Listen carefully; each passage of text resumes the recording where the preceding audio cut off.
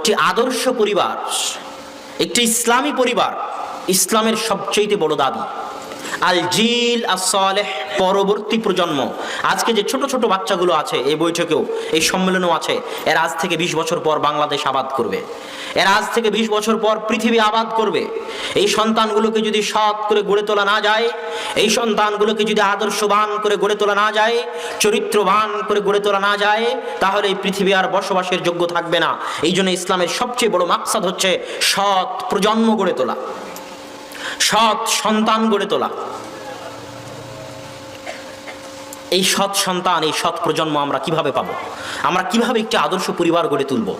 এই আদর্শ পরিবার গড়ে তোলার শুরুটা হয় বিবাহের মাধ্যমে।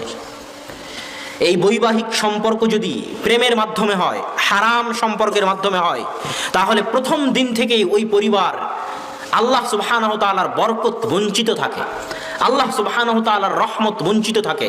রাসূল সাল্লাল্লাহু আলাইহি ওয়াসাল্লাম বলেছেন, তুনকাহুল মারআতু লিআরবাইন, তোমরা বিবাহ করো 4টি জিনিস দেখে, করে থাকো। আমি জানি তোমরা করো এই কাজ, যে তোমরা 4টি জিনিস দেখে বিবাহ করো। 1 লিজামালিহা, তোমরা বিবাহ করার সময় মেয়ের সৌন্দর্য দেখো। 2 লিহাসবিহা, তোমরা বিবাহ করার সময় মেয়ের বংশমর্যাদা দেখো।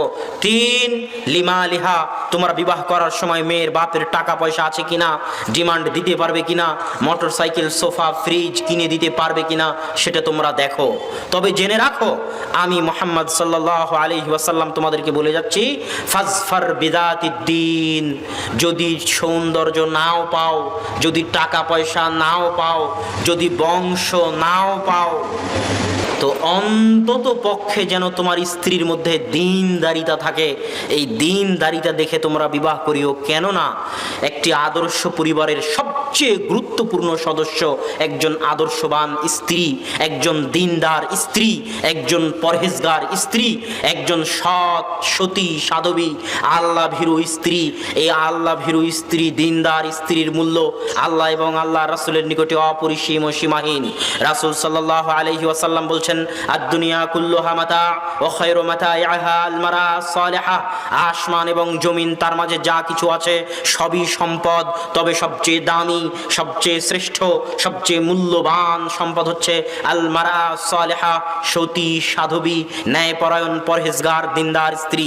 একজন সতী সাধবী ন্যায়পরায়ণ পরহেজগার দিনদার স্ত্রীর গুরুত্ব আল্লাহর নিকটে এত বেশি যে যখন ইব্রাহিম আলাইহিস সালাতু ওয়াস সালাম তার স্ত্রী সারাকে নিয়ে জালেম বাদশার শহরের পাশ দিয়ে অতিক্রম করছেন, তখন জালেম বাদশাহ সারা আলাইহিস সালাতু ওয়াস সালামের সৌন্দর্যে মুগ্ধ হয়ে তাকে তার দরবারে ডেকে পাঠায় এবং তার সাথে খারাপ কাজে লিপ্ত হওয়ার জন্য এগিয়ে যায়। তখন সারা আল্লাহকে ডেকে বলছেন, সালাতে দাঁড়িয়ে গিয়ে আল্লাহকে ডেকে বলছেন, আল্লাহুম্মা ইন কুনতা তা'লাম, হে আল্লাহ তুমি যদি জেনে থাকো, তুমি যদি জানো আমি সারা আমার লজ্জা স্থানের হেফাজত করেছি, পর্দার রক্ষা করেছি, আমার স্বামী ছাড়া আমার শরীর, আমার অঙ্গ প্রত্যঙ্গ কাউকে দেখতেও দেইনি, ব্যবহারও করতে দেইনি, তুমি যদি এটা জেনে থাকো আল্লাহ, তাহলে আজকের দিনে লা তুসাল্লিত আলাইয়াল কাফের, আমার উপর কোনো কাফেরকে জয় করিও না। এই দোয়া করা মাত্র ওই জালেম বাদশার হাত পা অবশ হয়ে যায়। এটা একজন সতী নারীর মূল্য আল্লাহ সুবহানাহু ওয়া তাআলার নিকটে।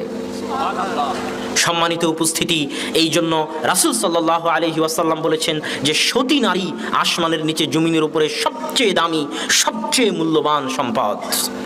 তো এই জন্য রাসূল সাল্লাল্লাহু আলাইহি ওয়াসাল্লাম নির্দেশ দিচ্ছেন যেন বিবাহের সময় যুবক তুমি কারো প্রেমে পড়ে, কারো চেহারায় মুগ্ধ হয়ে, কারো টাকা পয়সায় মুগ্ধ হয়ে বিবাহ করিও না। স্থায়ীভাবে তুমি পরিবারকে ধ্বংস করে দিবে। বিবাহ করলে দীনদারিতা দেখে বিবাহ করো, ন্যায় পরায়ণতা পরহেজগারিতা দেখে বিবাহ করো, তোমার পরিবার সুন্দর হবে। আমি তুমি বুঝি আর না বুঝি, আমি তুমি মেয়েদের গুরুত্ব বুঝি আর না বুঝি, আমি তুমি নারীদের গুরুত্ব বুঝি আর না বুঝি, আমি তুমি একজন সতী নারীর মর্যাদা বুঝি আর না বুঝি, ইহুদি খ্রিস্টান অবশ্যই বুঝে। তারা জানে যে মুসলমান জাতির মেয়েদেরকে যদি নষ্ট করে দেওয়া যায়, মুসলমানের মেয়েদেরকে যদি ধ্বংস করে দেওয়া যায়, মুসলমানের মেয়েদেরকে যদি রাস্তায় বের করে আনা যায়, মুসলমানের মেয়েদেরকে যদি বেপর্দা হয়ে চালাতে পারা যায়, মুসলমানের মেয়েদেরকে যদি গার্মেন্টস কাজকর্ম, অফিস আদালত সব জায়গায় বেহায়াপনা বেলেল্লাপনা ছড়িয়ে দেওয়া যায়, তাহলে এই সমস্ত নারীর পেট থেকে সালাহুদ্দিন আইয়ুবীর জন্ম হবে না। এই সমস্ত মাদের পেট থেকে ওমর ইবনুল খাত্তাব, তারিক বিন জিয়াদ, মুহাম্মদ বিন কাসিম ইসলামের জন্ম হবে না, বরং এরা জাতিকে কুলাঙ্গার সন্তানে উপহার দিয়ে যাবে যদি তারা নিজেরা কুলাঙ্গার হয়ে থাকে।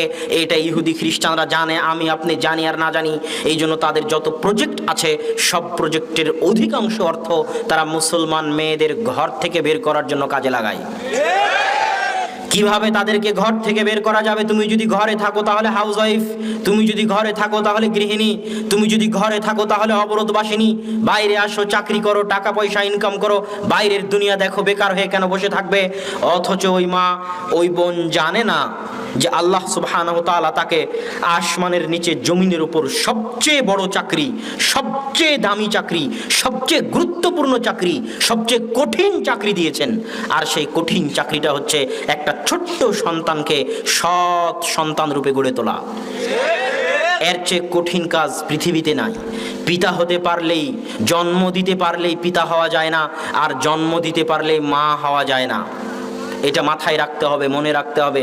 পিতা হওয়া, সন্তান লালন পালন করা, সন্তানকে কন্ট্রোলে রাখা এবং সন্তানকে আদর্শবান করে গড়ে তোলা, সৎ করে গড়ে তোলা পৃথিবীর কঠিন কাজগুলোর একটি। পারমাণবিক বম বানানো অত কঠিন নয়, মঙ্গল গ্রহে যাওয়াও অত কঠিন নয়, আর চাঁদে যাওয়াও অত কঠিন নয় যত কঠিন একটা ছোট্ট শিশুকে সৎ মানুষ রূপে গড়ে তোলা যত কঠিন।